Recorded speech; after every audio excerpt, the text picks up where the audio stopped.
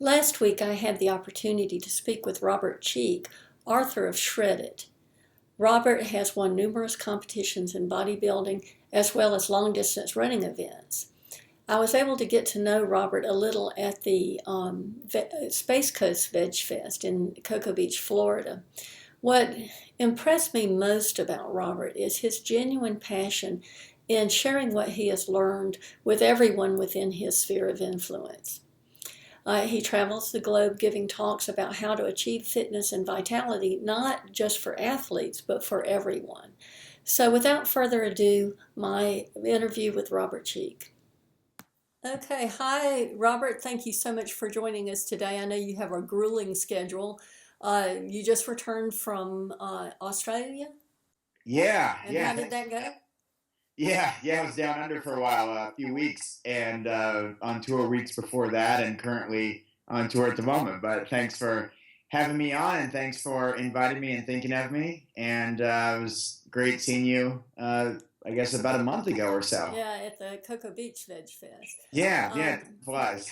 You're a world famous vegan athlete. You're a bodybuilder, and you have a grueling schedule. So I really appreciate you taking the time to join us. I want to talk about your book. Uh, I got a copy of this when I was in. Can you see that? I got Yeah. a copy of this when I was in Cocoa Beach, and I have read it from front to back, and I absolutely love it. And Rich and I are making changes based on your book, and I do have some questions for you. This is called Shred It. What does Shred It mean?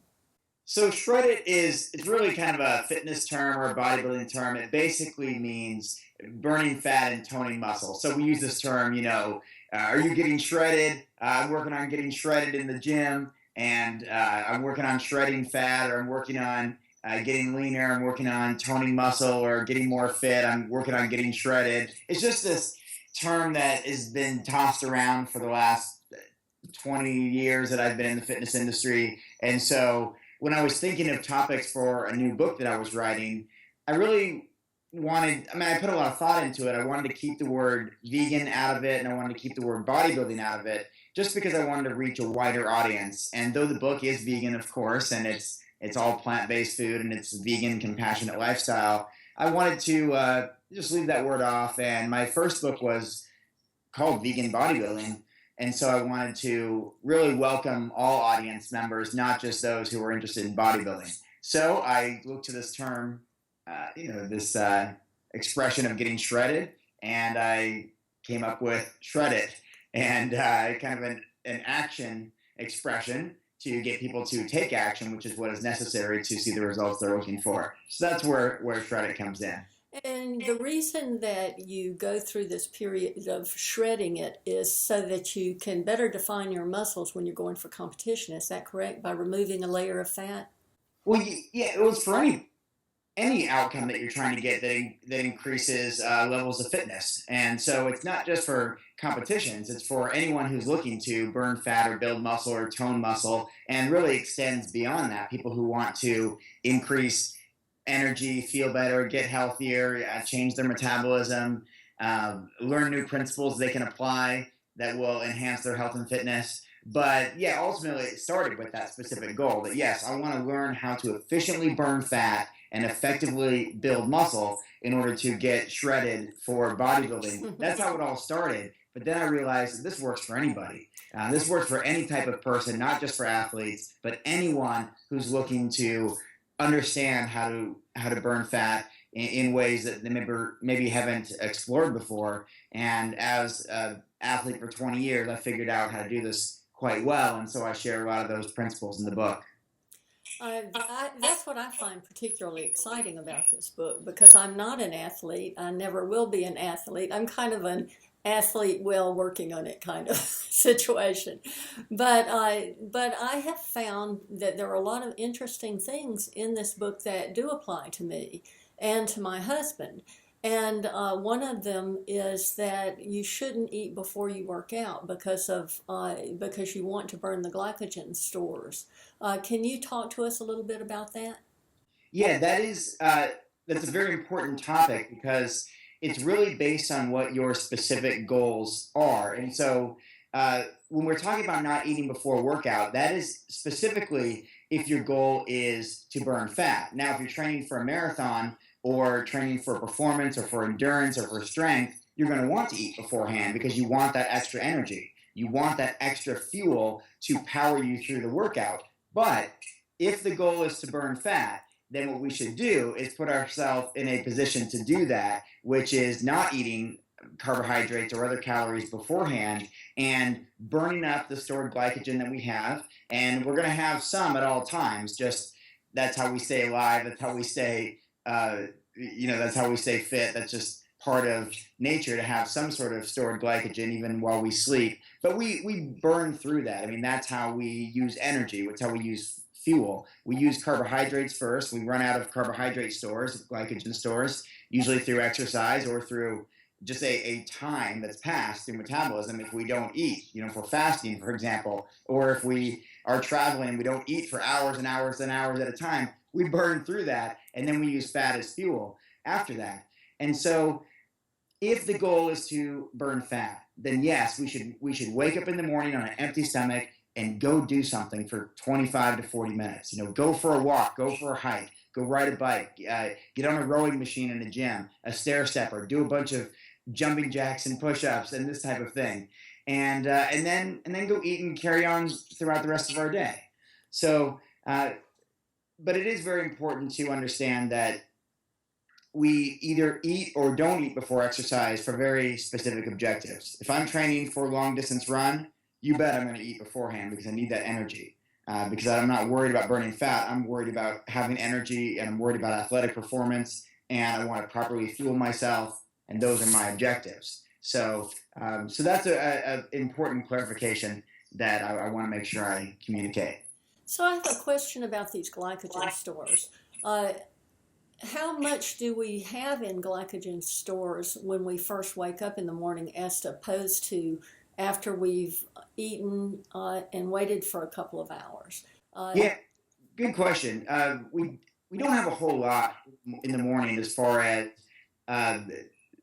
just as far as energy stores, and so I believe we can burn through that relatively quickly. We can burn through whatever remaining glycogen stores we have after metabolizing all through the night, 8 hours of sleep.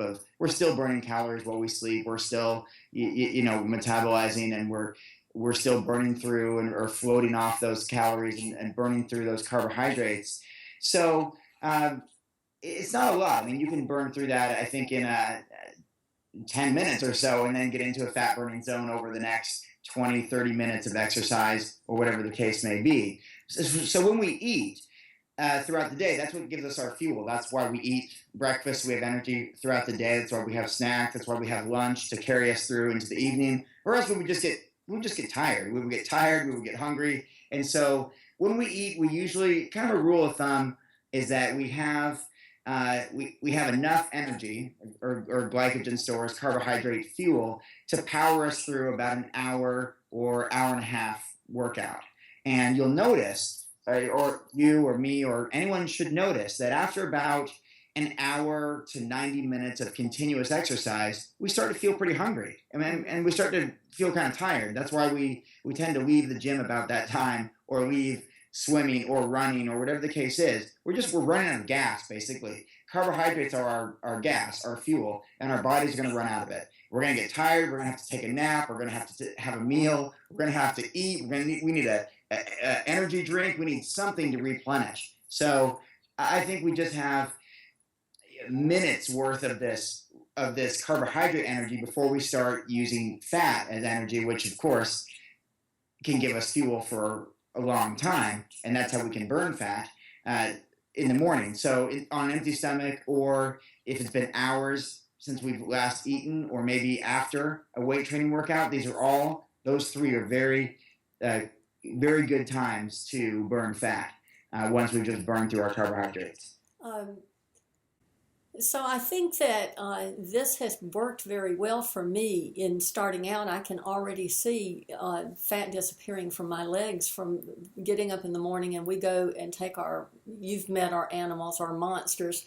We take them for a 5 mile walk, a brisk 5 mile walk, and then Good. we come back and we're doing some of your weight exercises. And but I think I've made a mistake as far as Richard is concerned, because he doesn't need to burn fat. Sure. So he's probably 125 pounds soaking wet. And so should he be eating a lot of food before he goes on one of these, before we go for exercise? Yeah, it doesn't have to be a lot, but he should probably be eating something. That could be a Yeah. bowl of oatmeal. That could be some fruit. That could be, whatever morning recipes that you like. I mean, some people eat smoothies. I tend to do something like oatmeal with berries and walnuts. I have bananas. I keep it with me. I eat bananas every day for breakfast. That could be one, two, three, four, even five bananas. Depends what I'm doing, how much energy I need. I see. I believe he should be eating something, because then he can be using up those recently consumed calories as fuel, rather than calling upon fat as fuel and losing more fat or losing more weight. And in fact, eating those calories early in the morning can go toward that total caloric intake, which I talk about in detail in the book when we're talking about basal metabolic rate and Harris-Benedict equation and true caloric expenditure and true caloric intake. And if he wants to maintain weight or even put on weight, then that's going to have to be a factor. So he's going to have to factor in, based on gender, age, height, weight, and activity level, what his true caloric expenditure is. And let's just make up a number and say it's 2,400 calories. I'm just making that up. But that's going to mean he's going to need to consume at least 2,400 calories hopefully from whole food sources, or primarily whole food sources, just to maintain weight, and probably closer to 2,800 calories, 3,000 calories to add mass, add weight. And that's just the way the metrics work. And as long as the diet is pretty clean with plant-based whole foods and there's some exercise involved, that weight gain should not be fat, because it's a real high carbohydrate, plant-based whole foods with vitamins, minerals, antioxidants, water, fiber. These things go to muscles, go to repair muscle tissue, and help make muscles grow. And as long as there's some sort of combined exercise regimen with that nutrition program, he should be able to actually maintain or even build muscle and not have to worry about burning that fat during those 5 mile morning hikes. So I've sent him into the kitchen to eat before we go. We delayed it a little bit today so that I could speak with you. We did do those calculations, and they're very interesting. Mine are kind of scary, and he expends 1,826 calories, it looks like. And is that factoring his activity level as well? Yes, it does. Yes, it does. Okay. So it was 1259, and then we calculated somewhere between light and moderate exercise, because I didn't really know where we fit in between those categories. So we calculated in between, and he ended up with 1,826.34. And so, that sounds about right, I guess, for 125 pounds or so, and based on moderate exercise, that probably sounds about right. And mine is more like 2,028. And so in doing this, I should probably cut back on calories or increase my activity. Well, it depends what your current caloric intake is in relation to what those numbers reveal.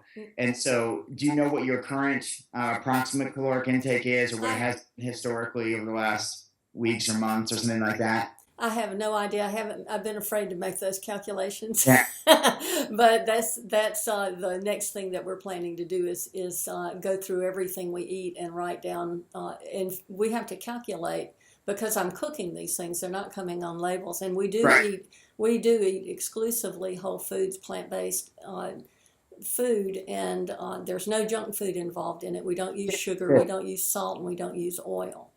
And you're probably ahead of the game. You're ahead of a lot of other people. Most people, most of the general public does not eat that way, of course. Even most of the vegan community does not eat that way. Most of the vegan community incorporates a lot of processed foods. I don't want to just say many or most or lots of vegan people just follow a junk food diet, but surely people within any community, vegan community, vegetarian community, standard American diet community, incorporate a lot of oil-rich foods, refined flour, refined sugar-rich foods. That's just the way it is. There's a lot of processed foods out there, and we prefer a lot of those foods. They're convenience foods. We don't plan ahead a lot of times.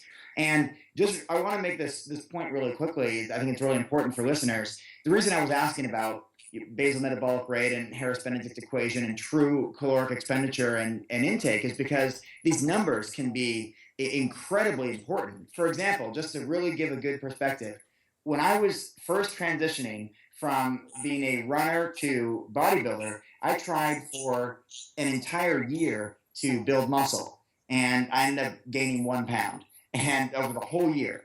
And as it turns out, when I really look back on it, I was burning more calories than I was consuming. I never put myself in a position to build mass, to build muscle size, to add weight. I was burning. I'm just going to make up these numbers, but it was roughly, let's say, I was burning 2,800 calories every day and consuming 2,400 calories every day. Really excited about building muscle. Here I am working really hard in the gym, lifting weights, but I was under eating by 400 calories every day just to maintain weight. I was struggling just to even maintain weight. And then when I really figured things out as far as the nutritional requirements, then I ate a surplus of calories, and mostly coming from pretty good healthy sources, and uh, and I was able to gain 28 pounds in 10 months. But I was eating a surplus of probably about 800 calories per day beyond what I was expending. So if I was still expending 2,800 calories, I was eating 3,600 or maybe close to 4,000 every single day, and I documented that. And so the reason I asked is because many people who have specific goals, and for a lot of us, it is burning fat. A lot of us, based on these real metrics, should be consuming, like kind of like you said, I don't know, 2,200 calories, 2,100 calories, 2,300 calories a day. Yet we're eating closer to 3,000 because we're not aware of how many calories are in things like oil and refined foods. So it's just good to know where we're starting from, so then we can make those alterations and changes in order to get closer to what we're trying to achieve.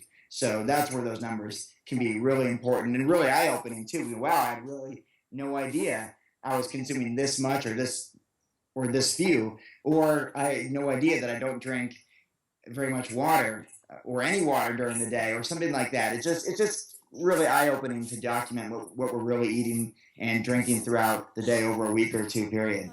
That is a very empowering part of your book is the idea of accountability and of documenting what you're doing so that you know where you're going wrong and you only have yourself to point your finger at if you get off track. I think that it takes a little bit of effort to figure out the caloric. You have to find a nutrition calculator, I guess, to figure out really what the caloric intake of a lot of the things that you're making, especially if you're cooking them yourself. Yeah, sure. And there's many common foods that are listed online. So you know that there's, I don't know, maybe 70 calories per banana, 50 calories per apple. You if you do eat some processed foods, you'll see that a burrito is 400 or 500 calories. A sandwich could be 500 or so. You a handful of blueberries is maybe 250. Whatever the case is, you kind of get to know over time. So one thing I want to make sure is clear too. What I'm not suggesting is that everyone count calories every single day. The idea is to do this for a couple of weeks to get an idea, get a rough idea of what we're doing. And so you can use online resources, online calculators, things like MyFitnessPal or Chronometer, I think. Right. These various websites that will give you some rough ideas. So when you have I don't know, a Lara bar at 220 calories, a Cliff bar is 250, persimmon is 60 calories, whatever the case is, it'll give you an idea. So then as you continue on this health and fitness journey for weeks and months and years beyond, it becomes second nature. You kind of have it figured out that, okay, these are the foods that I like to eat. I mean, most of us aren't that creative. We eat the same 12 foods every week. We have oatmeal every day. We have fruit every day. For lunch, we have the same kind of things: rice, beans, potatoes, lentils, quinoa.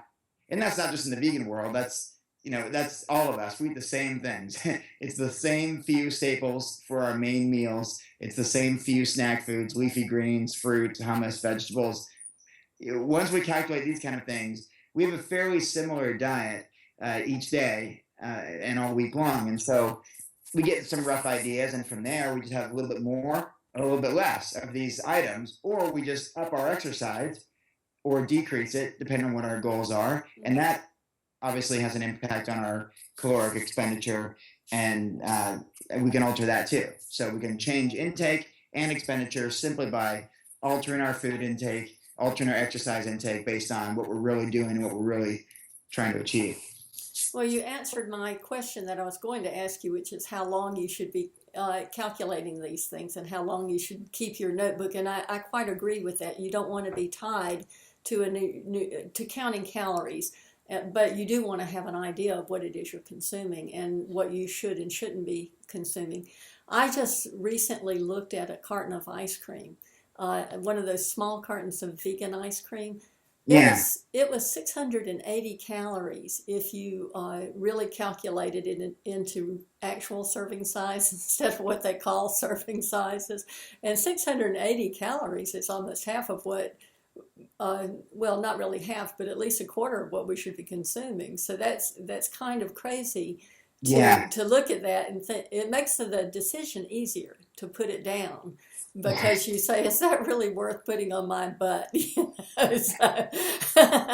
So Sure. so it made it easy to put it away. How many times do you eat in a day? I probably eat six or seven times a day. And And I'm not talking big meals. I'm talking about I have breakfast that's a bigger meal, lunch that's a bigger meal, dinner that's a bigger meal, and then the rest are snacks in between. Sometimes I might have a bigger meal after a workout as well, if that's not at the same time as dinner. Sometimes it is.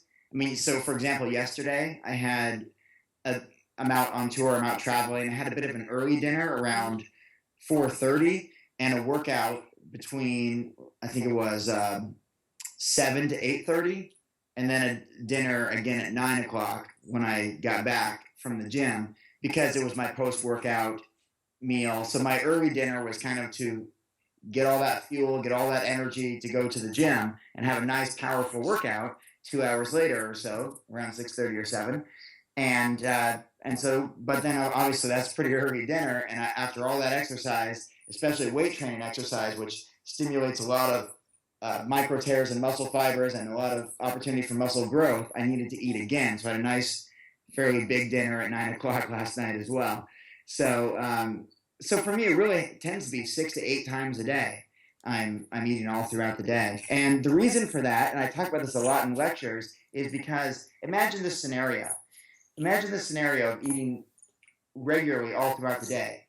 What that tends to mean is that we avoid overeating and we avoid undereating, and we have energy all throughout the day. Remember, food is our fuel, right? Especially carbohydrate-rich food. And so, what are the main reasons we don't exercise?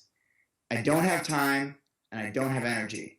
Well, we can at least solve one of those problems by eating all throughout the day, smaller meals. Just constantly adding more fuel, adding more fuel, adding more fuel. We're energized, we're excited, we're ready to go. We're not tired, we're not having to take a nap, we're not too full that we're sluggish and we have to just, take a nap because of all the heavy food that we're digesting, or we're not too hungry from going all day without eating. We're energized. We've been eating throughout the day. We're ready to go. And so then the only other aspect we have to worry about is time, and that's where it comes into, like we just talked about, accountability, consistency, priorities, behaviors, habits. What do we want to achieve, and how consistent are we going to be in order to put ourselves in a position to make that possible? How meaningful is it for us? And then we will find time, make time out of the 1,440 minutes in a day. We'll set aside 40 minutes to do exercise, and then there we go. Now there's no reason to miss exercise because we're eating regularly throughout the day. We've made that possible, and we made it a priority in our mind as well with our schedule, so we can get it done. So how does eating multiple times a day like that affect fat burning? Yeah, that's a good question. Well, it can do a couple of things. One thing, it could actually speed up metabolism. Our body's ability to burn fat just naturally um, through metabolizing fats and calories all throughout the day, burning energy. Because we're not going hours and hours and hours without eating, which sometimes the body thinks we're going into starvation mode, and we'll try to hang on to fat if we just go 6 hours, 8 hours, whatever the case is, or just long periods of time between meals. And so just eating regularly throughout the day can actually speed up metabolism a little bit. And there's kind of some pros and cons to that. Some people don't want to speed up metabolism. There have been some reports that say a slower metabolism leads to longer life expectancy in the whole bigger picture for whatever reasons. But in the just general health and fitness world, and I think just in everyday life, for most of us, having a slightly faster metabolism is usually a beneficial thing. Just because most of the population, just based on the way it is, most of the population could benefit in a health way from burning fat more efficiently. Therefore preventing lots of other issues that could affect uh, uh, longevity, mortality rates, and things like that. So I think it's a bigger picture thing there. So speeding up metabolism may not be such a bad idea after all for a lot of us, and eating smaller meals can help do that. So think about it. So obviously we're adding more fuel when we eat smaller meals, right? Or when we eat food, we're adding more fuel. But what if that smaller meal is just here's my propaganda. That's my actual. Your banana. So what if I just eat a couple of those? Well, that's going to give me energy for, I don't know, half an hour. I mean, not a big deal. I'm going to burn through that going up and down the stairs, walking down the street, taking the dog for a walk. It's not going to slow my ability to burn fat down. I'm going to burn through it right away. Those bananas are going to get digested, get processed, go to work as my energy.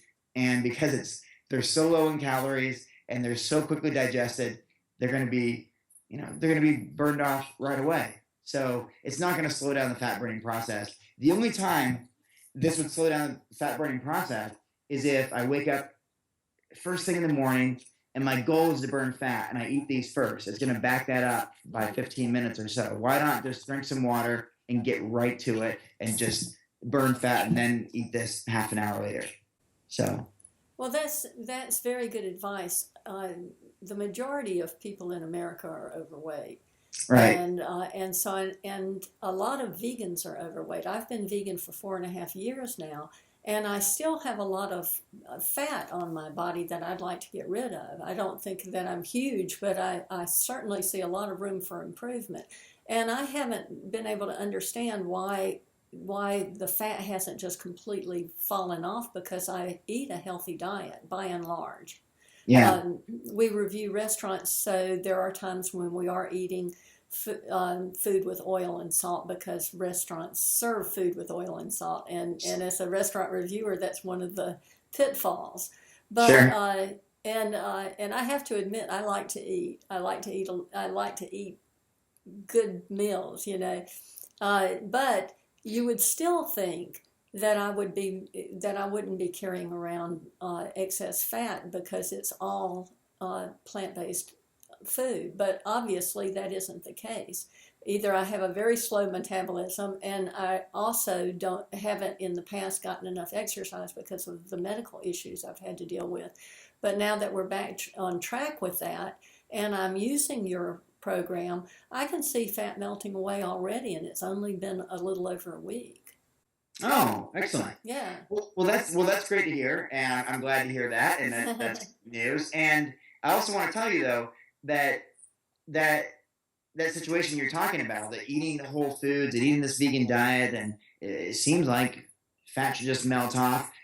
You're not the only one. I mean, a lot of people struggle with that, even people who have been vegan for a long time, and it's because there are lots of factors involved, and exercise is a big component. Caloric expenditure, whether we call it exercise or call it hiking or call it dance or call it jogging or running or taking the dogs for a walk many times a day or whatever the case is, that's all the act of burning calories, and that's a major factor.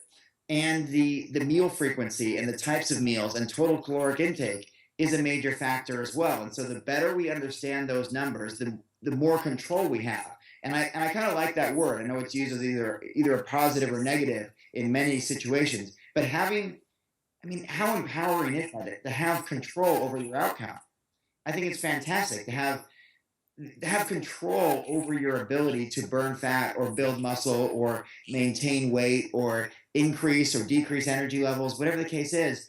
We have that ability. The more we understand about the system, the more we can have a an impact on it. The more we can create our own specific outcomes or have a very detailed or dedicated influence on it.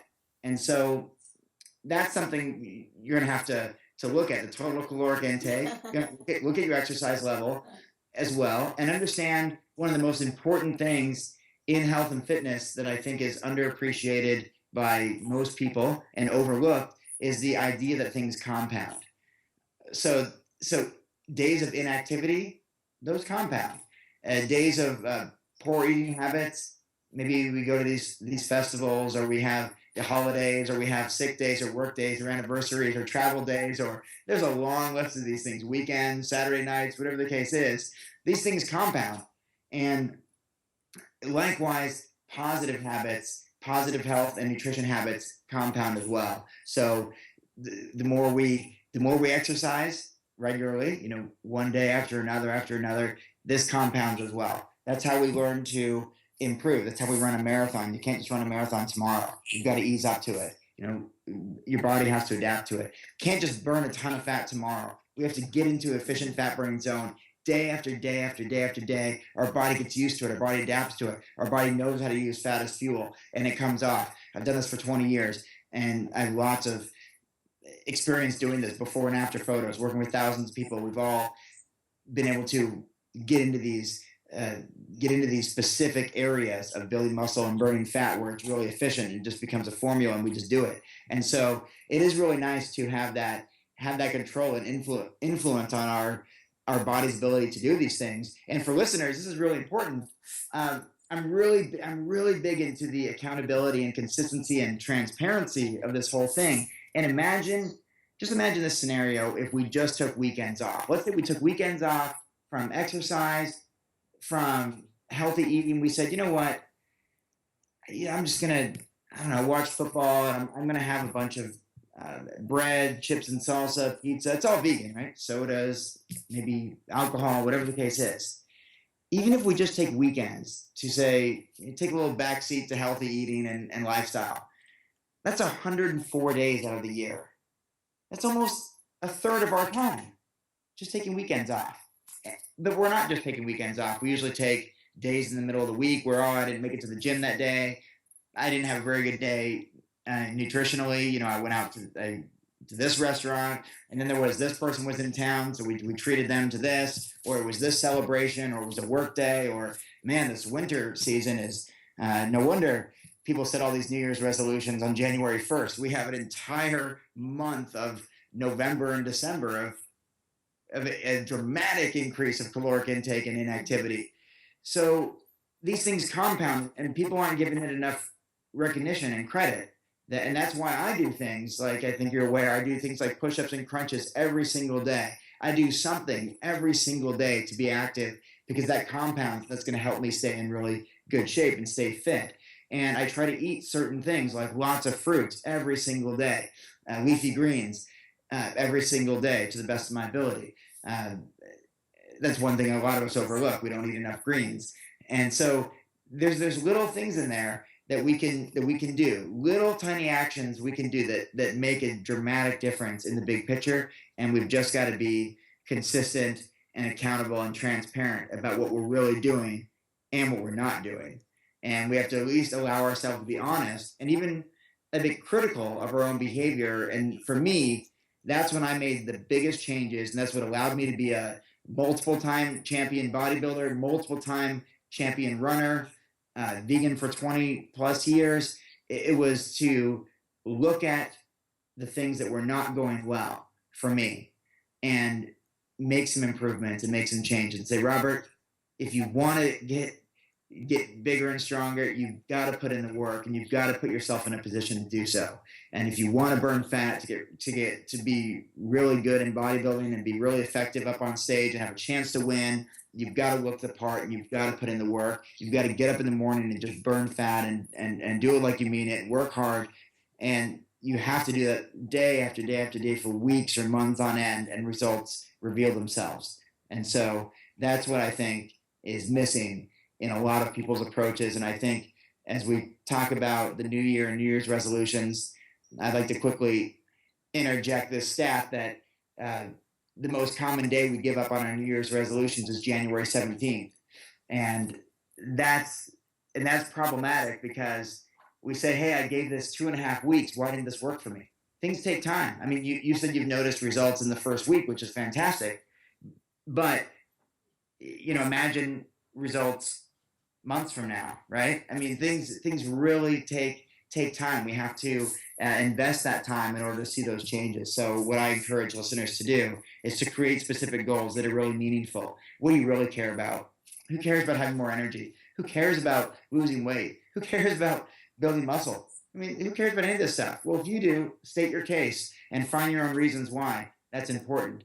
And so find meaningful reasons, create an approach that's going to lead to results, and follow through with consistency, which leads to adaptation, which improvement is a byproduct of, and success follows. And that's the method to get where you're trying to go. Well, I think you've just about said it all. I'd like to have you back on January the 17th. Today is the 17th, correct? November, December, January. That's in 2 months. Okay. Yeah, I'd like to have you back, and we'll see where I am at that point. And because Rich and I have really made a commitment to this. This is a wonderful book. This is an absolutely wonderful book. It's very inspiring. There are a lot of inspiring stories in here. And you don't just tell people that you can do it, you tell them how to do it. Yeah. And that's it's information I have never seen before. And it's doable. It's very doable. So I really appreciate you taking time out of your busy schedule to tell our viewers about how to shred it.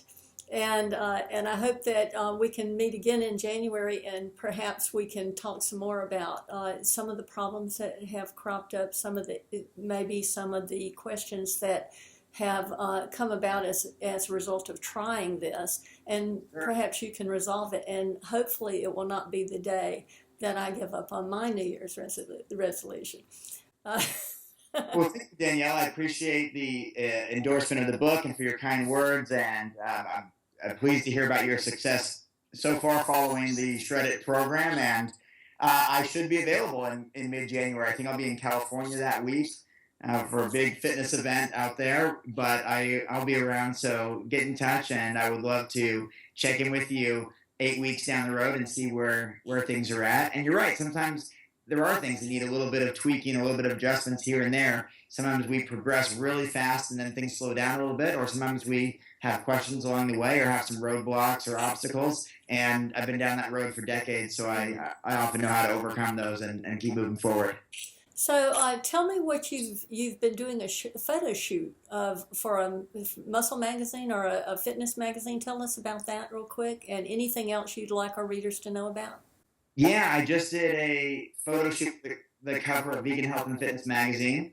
So I've been working really hard lately, even though I haven't been home in almost 2 months. I've been on the road from Florida straight to Texas to Australia for 3 weeks to now in Oregon, and I'll be here for another 10 days or so, and then eventually back home in Colorado, which is current home. But I've been training really hard, working really hard in the gym, and that sometimes means working out at midnight in a hotel gym or getting up at really early in the morning before a flight and going to the gym last night, going to the gym later today. It's all part of it. And so I had the honor of doing a fitness photo shoot for the inside of the magazine. So maybe a 4 or 6 page spread in Vegan Health and Fitness magazine showing exercises with my training partner, Vanessa Espinoza, who's really, really fit and really, really strong, longtime vegan. And then my girlfriend and I did a cover photo shoot at a co-op yesterday with lots of organic greens and fruits for the cover of the magazine. So hopefully it all works out. I only saw And your girlfriend is Karen. What's Karen's last name? Karen Oxley. Oxley? Yeah, Karen Oxley. She's featured in Shredded as well. She has some recipes in the back of the book, and so she has a photo, and our little dog Benny was in there as well. In the book. Yeah, So that's what I've been doing. I write for every issue of Vegan Health and Fitness magazine. I have lots of new projects coming up all the time, and those are typically listed on veganbodybuilding.com. I have a speaking tour. It's taking a little bit of a break for the holidays for the next couple months, but then I get right back out there. And so I have a schedule of events on veganbodybuilding.com and all our social media channels, Facebook, Instagram, Twitter, etc. Those are all listed there as well. So that should be a good resource for a lot of people who want to either find me or connect with me or just learn more about what we're doing as a collective group of vegan athletes, thousands of us who are part of this community. That's where you can find us. Okay, thank you so much for joining us. Thank you, Danielle. Really appreciate the opportunity.